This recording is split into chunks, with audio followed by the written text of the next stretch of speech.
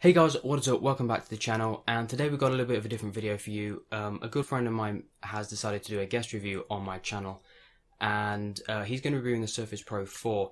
If during the video you like his style, you like him, then there's links in the description where you can go to his channel and go show him some support. He does various things like tutorials and animations and just a lot of stuff that's really good, very high quality.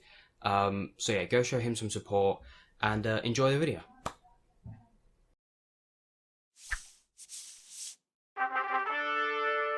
TipTut.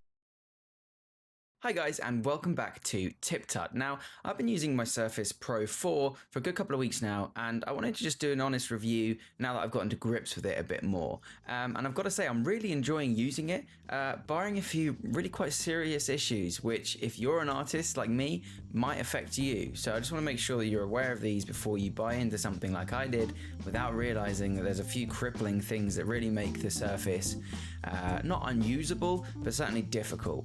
So let's jump right in. I went for the i5 256GB, 8GB of RAM version of the computer. It runs full Windows 10 desktop operating system with a handy switch to tablet mode that makes it more touch friendly for when you don't want to use the keyboard.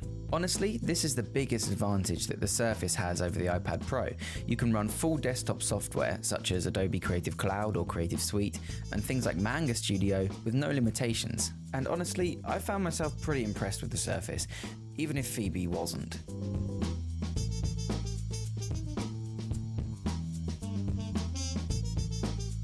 Unless you're doing lots of 3D work or intensive After Effects, which I still prefer using my desktop for, then I don't see the need to upgrade to the i7 model.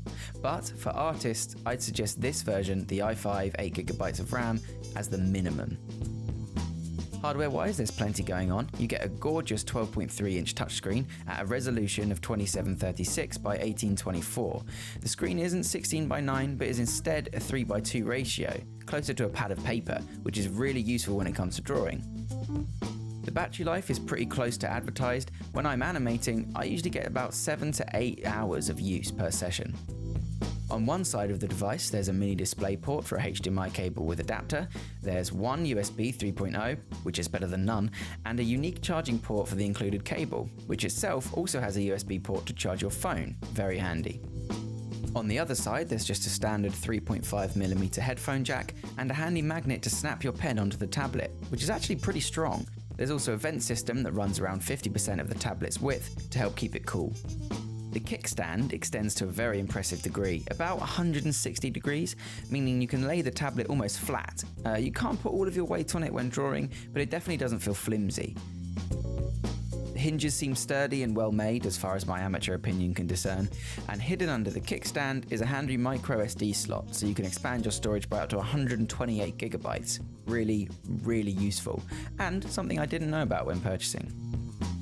The new type cover, sold separately, attaches using a nifty magnet, which is really strong and can snap in both ways, so you can use the cover as a cover when in tablet mode without risking damage to your keys. The keys light up too for nighttime use, which is really handy. Now, speaking of damage, the very first thing I did was install a screen protector. I opted for a third-party matte finish protector, which makes the screen feel a bit rougher, like paper, and gives you a little bit of friction when drawing, which, coupled with the softer spare nibs I also bought, makes drawing on the tablet feel really nice. If you've ever drawn on a Cintiq, it feels just like that. The only thing I regret is not having a skin or decal for the back of the Surface, as I didn't want a case because it would make it very bulky, but the chrome finish on the back scratches very easily. I did this sucker 5 minutes after unpacking it and came very close to scratching the webcam, which by the way has 8 megapixels on the rear and 5 megapixels on the front camera, both very good quality. After a couple of weeks, the type cover developed a little bit of wobble on the fabric. I'm not sure if that's environmental or not though. And I also noticed the pen developed a little bit of discoloration on the clip. Again, not sure if that's environmental or manufactural. Speaking of the pen, it comes included with the Surface, which is another benefit over the iPad Pro, and this version boasts a side button, which can act as a right click. Furthermore, there's a programmable eraser, which you can also use to launch common apps with a click, double click, or hold down. That's it for the hardware, so let's take a look at the software and the operating system. I found OneNote, which comes pre-installed on the Surface, to be really useful for taking notes at work or quick jots, and honestly I haven't found an alternative on the store that works better. I've got it linked to the long press option on the eraser of the pen, so it boots up at the single press of a button. Most of the Adobe Creative Cloud software works pretty much flawlessly, including pressure sensitivity in Photoshop and Illustrator, things like that. But here's where I ran into a massive problem for me. No matter what drivers I installed, no matter what settings I tweaked, the pen is horrible in Animate CC, formerly known as Flash Professional.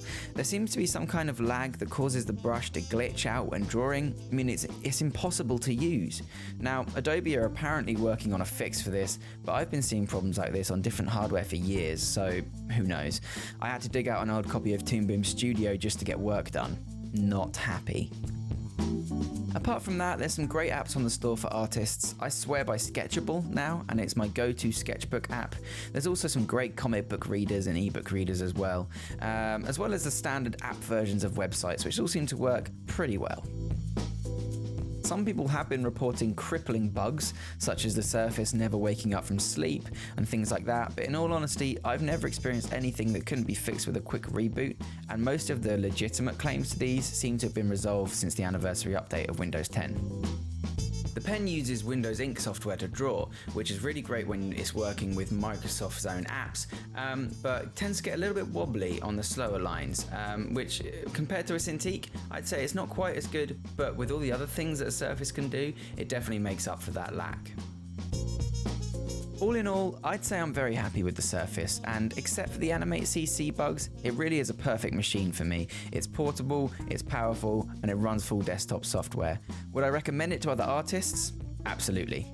If they don't use Animate CC to get work done.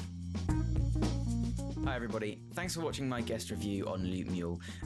Ethan kindly invited me over here to do a review on the Surface, and basically I run a tutorial channel called TipTut, which takes a look at design tutorials and Adobe tutorials, and basically tutorials in general, to help you guys get to grips with being a digital artist. So if that sounds like something you're interested in, feel free to click the link in the description below and head over to my channel and see if there's something there for you, and I really hope there is, and maybe I'll see you there.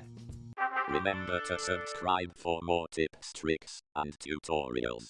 Thanks for watching.